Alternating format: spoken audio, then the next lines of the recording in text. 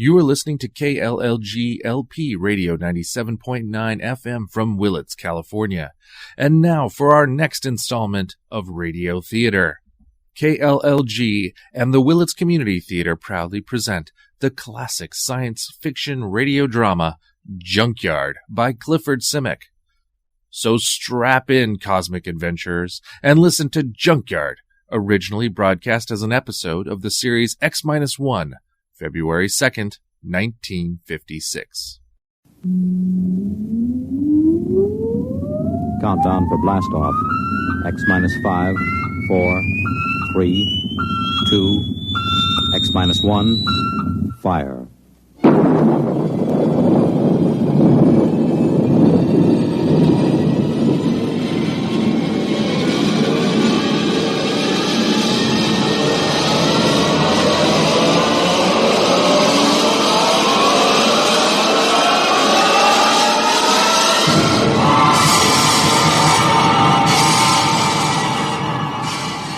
From the far horizons of the unknown come transcribed tales of new dimensions in time and space.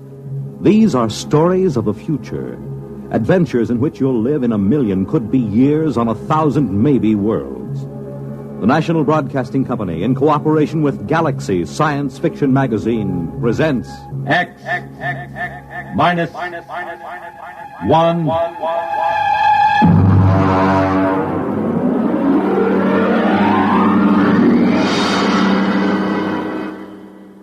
Tonight's story, Junkyard, by Clifford D Simak.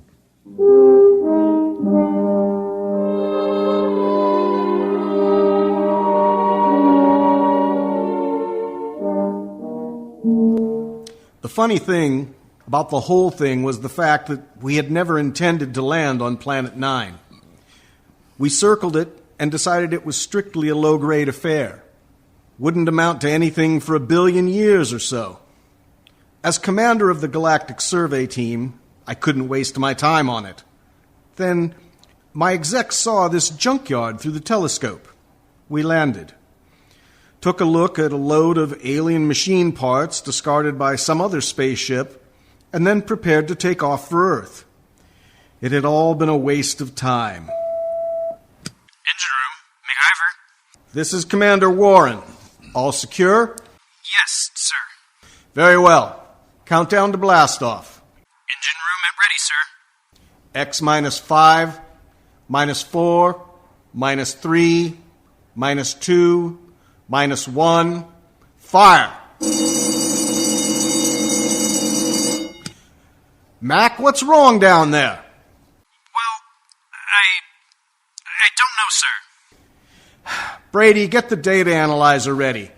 We'll have to correct for a new takeoff time. It's the first time I've ever heard of engine failure before takeoff. Better before than after. Engine room? Yes, sir. What's happening? You guys ready yet? No, sir. Well, burn it, man. Get going. I want those engines started. Sir? What is it? I don't quite know what to say. Well, say something or I'll have you busted. We can't start the engines, Commander. At least I can't. And, well, why not? I don't know. Fine. Put Klein on. Lieutenant Klein, sir. Lieutenant, what's going on down there? Is there something wrong with the engines? No, sir. I've double-checked them. Well, let's get them heated up, or we'll be on this godforsaken planet for the rest of our lives. We can't do it, sir. Klein, suppose you tell me exactly why you can't start the engines? Can you do that? Yes, sir. All right. Why? Because, sir, we can't remember how. What? Yes, sir. We've forgotten how to start the engines. Lieutenant, report up here in 1 minute. Bring Dr. Spencer with you. Yes, sir. All right, Brady. Where have you got it? Got what, Ira? Don't play innocent. You and I have been doing planet surveys together for 15 years. You carry enough dead weight and grain alcohol on every trip to keep you happy for 1,000,000 light years. Now, obviously, the crew in the engine room have gotten into it. Oh, it's impossible. Where is it? I got a few fifths in my locker, but nobody's touched it. I checked it just a few minutes ago. Well, then, somebody has got some in the engine room. Come in. Lieutenant Klein, sir. I brought Dr. Spencer as ordered. Hello, Doc. Did Klein here tell you what's going on? She did. How long will it take you to get these guys sobered up? I can't. Why not? Because they're not drunk. I tested Klein in my office. Now, wait a minute, Doc. Are you trying to get me to actually believe that my crew, intergalactic engineers with years of hyperfission experience, have forgotten how to start the engines of this ship? That's right. You're serious? Dead serious, Ira. Something, somehow, has caused them to forget how to start the engines. There it was. It fit perfectly with a lot of other annoying little things that had been happening to us ever since we put down on Planet 9. It was to have been a routine exploration of a low-grade, uninhabited planet. Some routine exploration. All right, Klein, now listen to me. Do you have manuals aboard? Engineering manuals? Yes, sir. Take the engine room crew and study those manuals. They'll tell you how to start the ship, won't they? Yes, sir. Okay, get going.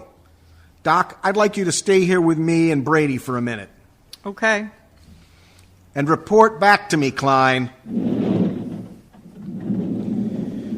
Okay, Doc. You're supposed to be an expert on space medicine. What is it? I've never seen anything like it, Ira. Brady? Search me, Captain. I've seen him with space blues, alien psychosis, the works, but I've never seen a disease that could make a crew forget how to start an engine. Maybe it isn't a disease. Okay, what then?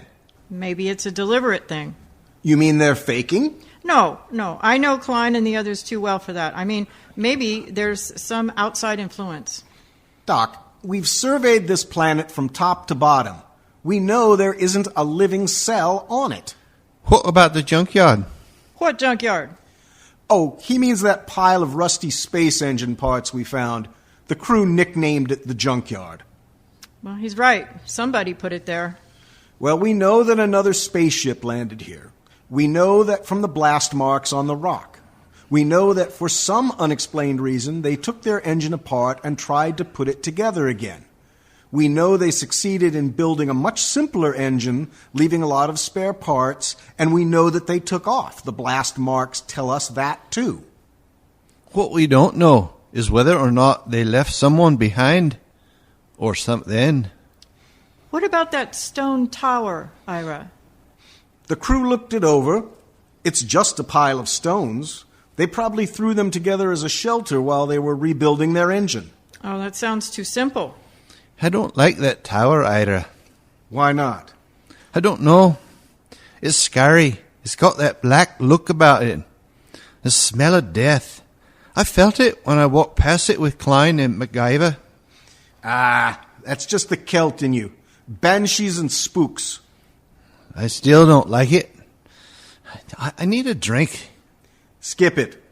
We should be ready to blast off in a few minutes. Engine room? Engine room? What's going on down there? Engine room? Lieutenant Klein? Daddy? Is that you, Daddy? Did you bring me a present? Daddy, I'm scared. Holy mackerel, that's Klein. She's gone off her rocker. Klein! Doc, I think we'd better get to that engine room.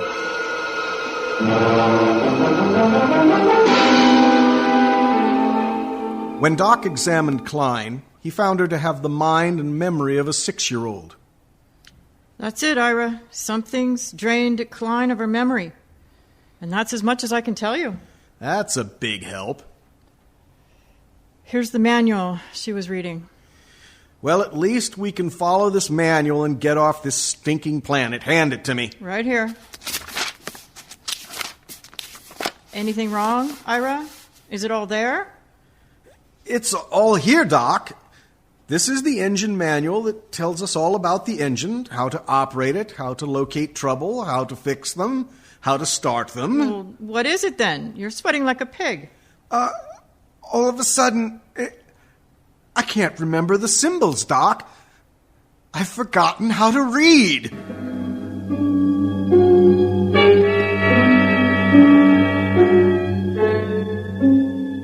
I left the engine room, went out through the lock to stand on the outside platform of the ship. I looked over the junkyard, where the metal of the rusted engine parts gleamed. There was a riddle there? A riddle we haven't been able to figure out? Why had an alien spaceship landed here, ripped out its engines, and then put together a simple, less efficient engine and taken off again? And they had worked in an awful hurry, judging by the mess that they left. Why? Why? Mind if I join you, Ira? No. Help yourself, Doc. How's Klein? We've made her some toys. She's playing with them. I've assigned Mac to see that she doesn't hurt herself. Doc? Yes? Have you got any idea on what's happening to us? Well, man experiences incidents, gathers knowledge, knows emotions. Then as he grows older, he begins to forget those experiences, forget that knowledge. That's what life is, a long series of forgettings. Here, on 9, in some impossible way, the forgetting is speeded up. It happens overnight. No, there's more to it than that. Well, I'm going back to my cabin to try to get some rest.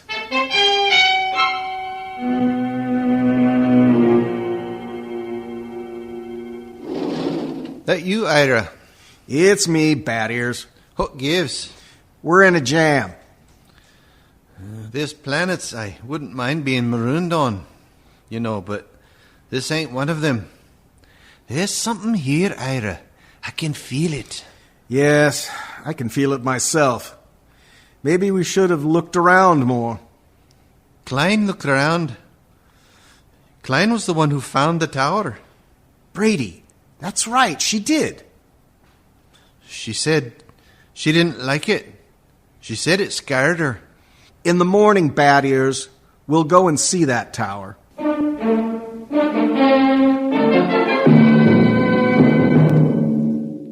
In the morning, I took Doc, McIver, and Brady with me, and we walked across the valley to the stone tower. It wasn't much of a tower, only 8 or 9 feet high, made of rocks, piled one on top of another. Pretty solid, well-built, and odd. Type F culture, I'd say. Has anybody bothered to look inside this thing? McIver, you were here with Klein yesterday. Yes, sir. We couldn't find a way in, Captain. Klein poked around, but gave up. Well, we'll make a way in. Stand back. I think I can shoot the top off of it. Now, that should be big enough for a man to lower himself into. Okay, fasten a rope around my shoulders. Captain? Yes? In case there's anything, dangerous, maybe I ought to go. After all, I am survey engineer. MacGyver's right, Ira. Okay, Mac. Your responsibility. Yes, sir. Just fasten the rope under my arms. Mm-hmm. That's it. Now, I'll climb up and lower myself in. If I pull twice, haul me out. 1 pull means okay. Give me a hand, Brady, huh? How about a quick shot of whiskey first? Never touch it. All right, now. Can you see inside? Black as a tomb. I'm going to lower myself. Pay out a little rope. Well, it's been lovely. Here we go. One tug. He's on the ground inside. I wonder what he's found. I still don't like it. Oh, Brady, there's probably not a thing in there except a few... There's 2 tugs. 3. Come on. Haul him out. Haul him out. You mean... Come on, just haul him out. Brady, pull him through the top. Right. Easy, Mac. Now, what the heck is in there, anyway? Mac? Dada? Dada? Holy jumping asteroids, Doc. He's flipped. No, he hasn't lost his mind. He's just reverted to babyhood.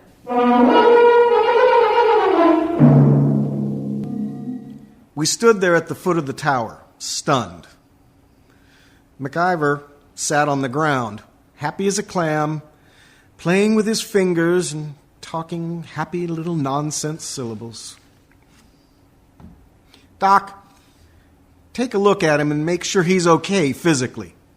Jake, if it's fright, his pulse will be way up. Now, let me have your hand. That's a good boy. Good heavens. What is it? I've forgotten what the normal pulse rate is. Pulse. Doc, let's get out of here. Brady, pick up MacIver and bring him back to the ship. Come on, let's get away from this tower.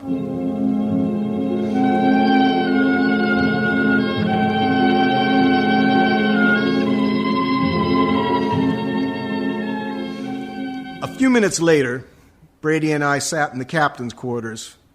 He didn't do much talking, just sat and tipped his bottle to his lips every so often. Well, at least we know, in a general way, what we're up against. Do we? We know there's been knowledge lost, important information forgotten. Aye. Now that memory, that lost skill, that knowledge went somewhere. Maybe there's something in the tower that takes it away. And I have a silly feeling we might even get it back. Have a drink. Bad Ears, get a couple of crew. Volunteers? Now? Now. What for? We're going to find out what's inside that tower.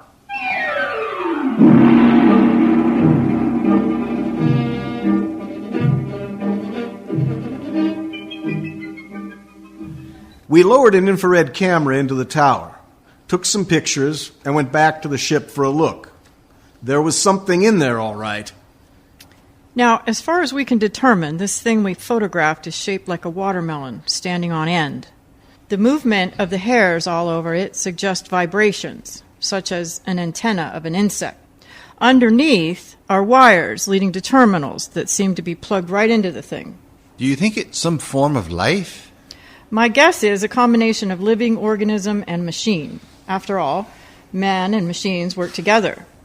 The difference is that man retains his individual identity. Well, since it doesn't locomote, someone or something must have put it there. Exactly. It looks like some kind of communication organism. If it is, it's a communication machine that is built to take in information rather than pass it along. You really think that egg has been stealing our memory? Why not? Well, because it's too wild, that's why not. It's no wilder than a lot of other things we've found. Say that egg is a device for gathering knowledge. But there's no knowledge here to be gathered. I mean, how often does a ship land on an out-of-the-way melon like this? Wait a minute, Brady. Who says that knowledge has to be collected here? Aye? I said, why do we assume that knowledge has to be collected right here on Planet 9? We forget things back on Earth, don't we? Oh, good Lord. Suppose you were some race setting out fish traps for knowledge and had plenty of time to gather it. Where would you put your traps? On a planet swarming with intelligent beings where the traps would be found and destroyed or their secrets snatched away? Or would you put them out on some second-rate world where nobody would ever bother them? Good heavens, I'd pick a spot just like this. Let me fill in this picture, Doc. I think that some unknown race is bent on trapping knowledge throughout the galaxy. Ira, if what you say is true, if it is, then every time someone on Earth forgets something, it's because one of these eggs has drained it out of him. Well, It's too fantastic. have you got a better guess? No.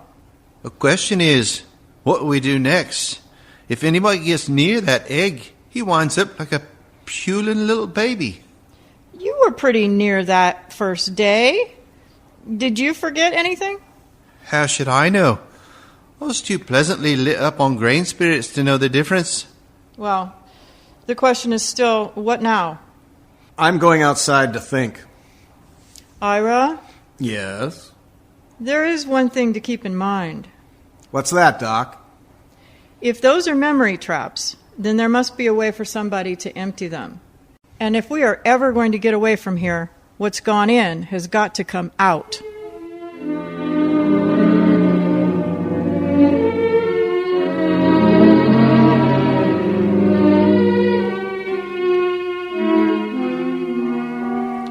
I stood out on the platform of the ship and tried to make some sort of pattern out of it.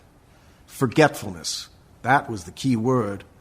All through the galaxy, in every culture, there was forgetfulness. There were lots of learned theories, of course. Kinks in the brain, neuroses, data processing. But suppose they were wrong. Might it not be that forgetfulness was caused by thousands upon thousands of these memory traps planted throughout the galaxy, nibbling away at the conscious memory of all the sentient beings that lived among the stars? On Earth, a man forgets slowly because the traps are far away. But here, in their very shadow, a man forgets suddenly. And then another thought entered my mind. What kind of race had set out these traps? How do they empty them? How? How? Brady? Aye? Where do you keep your liquor? Now, Chief. Come on, where? Well, it's in me locker. Get it out of there. Ira. All of it. Ira. That's a direct order. Okay. All of it. Yeah. That it? Yeah. I never thought I'd see the day when you pulled rank on me, Ira. If you confiscate this stuff, so help me, I'll never forgive you. Who said anything about confiscating? Bat ears, have you ever really hung one on? I mean just pie-eyed drunk. Well, let's see. There was once on Mars. What was the worst? Was that the worst? It was beautiful. It took me 3 days to sober up. They say I fought off a whole galactic patrol for hours. Well, do you think you've got enough here to get that polluted again? I got a pretty good supply, Ira. Well, that's good. Because in 1 minute, I'm going to give you a direct order to hang on the biggest, the most monstrous drunk in the entire history of the universe. But first, you have to volunteer. I volunteer. No. Not until I explain why I'm doing this. Ira, this sort of project doesn't need reasons. It's a pleasure. Let me finish. You know that egg up in the tower? Aye? The minute you get near it, it grabs your mind, wipes it clean, right? Aye. And a lead space helmet doesn't shield you, as we saw with McIver. Right. Now, Doc thinks this egg is a kind of communications thing. Well, it must be. Okay, you're a communications man. What do you do when you can't shield a communication? Oh, that's easy. You scramble it. Any fool does. Oh, holy mackerel. Exactly. Are you still game? Oh, do you think it will work? I don't know. I think it might. But suppose it doesn't. You're a babbling infant like Klein and McIver. Well, if we don't stop that thing, it'll happen anyway. Unless we can remember how to start the engines. Okay, Ira, I'll do it. When do we start? Right now. Well, Ira, here's mud in your ever-loving intergalactic eyeballs. You know something? I'm beginning to like this mission already.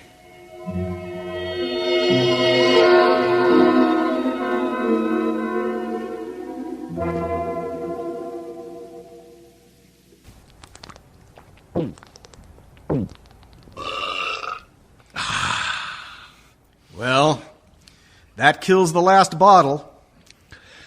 How might doing either, old buddy? Not drunk enough. I should have picked somebody like Doc, except she'd probably pass out.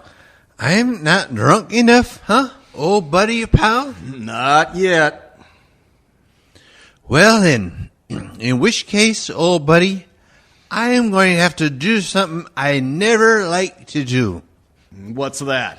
I'm going to have to get into my extra special emergency reserve supply. I like a little supply I keep in case I ever get marooned on an island planet. You know, I don't like to go into it, but in this case, it's my duty.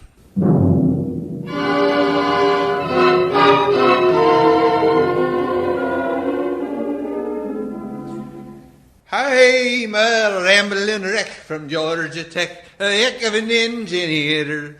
A rambling wreck from Georgia Tech, and a heck of an engineer. Woo! Blast off! Okay, I guess you're ready. What do you think, Doc? The most amazing thing I've ever seen. Is he drunk enough? What I want to know is what's keeping him conscious. Okay, Bad Ears, on your feet. Help him up, Doc. I'm a rambling wreck from Georgia Tech. Let's go, Bad Ears. Right, a rambling wreck from Georgia Tech.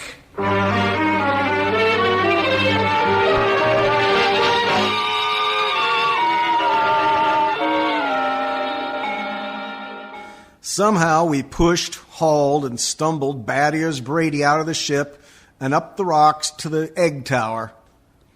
We erected a tripod over the hole with a block and tackle, passed a rope around Brady's chest, and hauled him over to the entrance of the tower.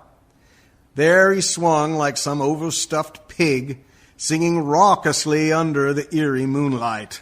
A rambling wreck from Georgia Tech. Well, what do you say, Ira? Got the earphones on him so they can't slip off? They're on. Guess we're ready to lower him. Ira? Yeah? You sure? This is a man's life. I'm not sure, Doc. But as commander of this expedition, I sometimes have to risk the lives of my men. Okay, Ira. Lower away. Before I start to get sober. Lower away. Blast off. Fire one. Fire two. Bon voyage, Ira. Good luck, Brady. Good luck. He's at the bottom, Ira. Bad Ears, can you hear me? Get your hands out of my hair. The guy's got his hands in my hair, Ira. The thing must be pricking at his brain. Brady, listen to me. Do you see the egg? See it? Oh, it's me buddy, Ira. It's me little old egghead buddy. You and me buddies, right, egghead? Here, have a drink. Oh, good Lord, he's got a bottle with him. He's pouring it on the egg. Brady, listen to me. The wires. The wires? The lead wires you took with you. Aye? Pull out the studs on the egg and hook your wires into it. You got that? Aye, just give me a minute. Me and eggheads, we gotta have a drink first. Good heavens. It's no use, Ira. He's too drunk to know what he's doing. I'll try again. Brady, listen. Your friend the egg can't hear you, see? He can't have a drink until you hook your wires into him. You got that? Sure, that's an awful thing. It's dreadful. Okay. What's he doing, Doc? You getting any impulses? Not a thing. Maybe we better haul him out. If he starts to sober up... Yeah, maybe we better. Okay, 1, 2. Wait a minute. Wait. I'm getting something, Ira. This is fantastic. Oh, I'm getting something. Haul him out, quick! Right. Come on. A rambling wreck from Georgia Tech. A rambling wreck from... Brady, you all right? Doc, help me. Take a look at him. Is he okay? Yes, he's okay. He's just passed out. Let's get him back to the ship. Right. You know what, Ira? What? Tomorrow, about 9 a.m., we're going to be in on the most colossal hangover in the history of mornings after.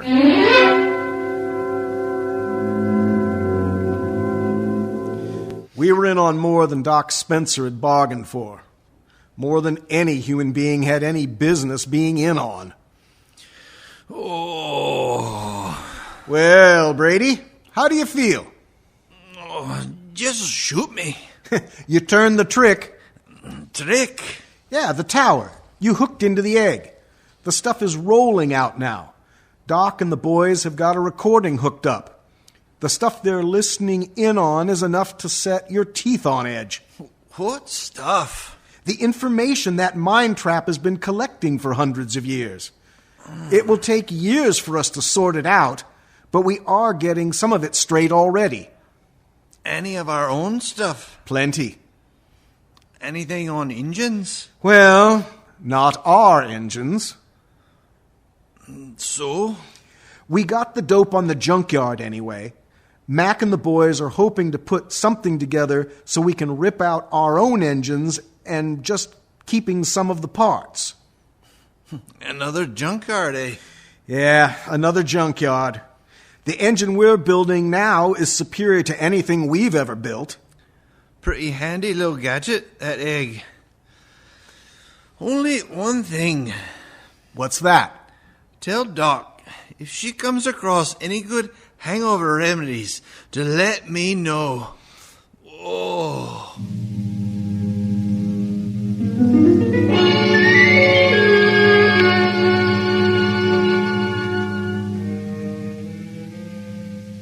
It took us about 6 days to assemble the new engines, using some of our parts and some of the advanced designs from the junkyard. During most of that time, Doc Spencer sat down at the tower with a set of headphones, monitoring the information from the egg. She was like a woman possessed. I didn't think anything unnatural was happening until the night of the 6th day. Well, that does it. The boys have got the engines ready for blast-off, and there's a full moon, too. We should be able to lift her off by morning, eh? We're blasting off in exactly 1 minute. What? In exactly 1 minute. But Ira, Doc and some of the techno boys are down monitoring that egg. I know it. It'll take them 20 minutes to get back to the ship with all that equipment. They're not getting back. Eh? I said they're not getting back. Ira, are you nuts? Come here, Bad Ears. I want you to take a look through this field scope. You can get a good close-up of Doc and the boys who have been monitoring that egg. Wait until I get focused. Got 'em? Aye.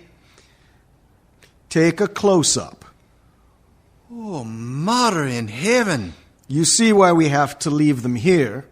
Oh, those faces.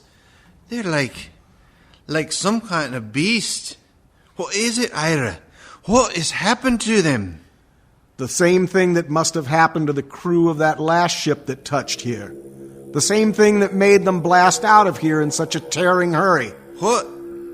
Bad Ears, there isn't only knowledge in that thing. Those boys are monitoring something else. Something else? Personalities, Bad Ears. They're not human anymore. They're turning alien. They were still there when the ship roared up away from Planet 9 and pointed her silver nose toward Earth. We could see them in the scopes. A group of tiny figures, crouched over the recording equipment, their earphones plugged into the egg. They didn't even look up when we blasted off. They were no longer human now. They were something a million light years old and of another world.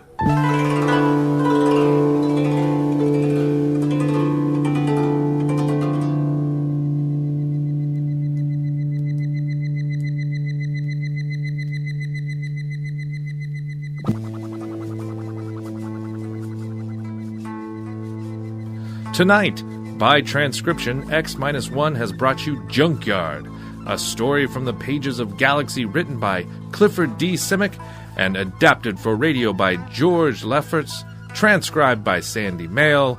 This story was originally broadcast on February 22nd, 1956. You've been listening to Junkyard, a science fiction radio drama produced by the Willits Community Theater and brought to you by Radio KLLG LP 97.9 in Willits, California. Junkyard was written by Clifford Simak and directed and engineered by Kevin H.C. Moore. Our voice cast consisted of Garrett Moore as MacGyver, Phaedra Swearengin as Lieutenant Klein, Cindi Mohr as Dr. Spencer, Rod Grainger as Brady, Kevin H.C. Moore as Captain Warren, and I'm your announcer, Jeff Shipp. The Willits Community Theater would like to thank its sponsor, the NC Financial Group, for its continuing support during these troubling times. Due to the ongoing pandemic, the Willits Community Theater is currently streaming selected shows from our archives at their new website, WCTPerformingArtsCenter.org. Please look forward to future WCT radio shows on KLLG LP at this same time.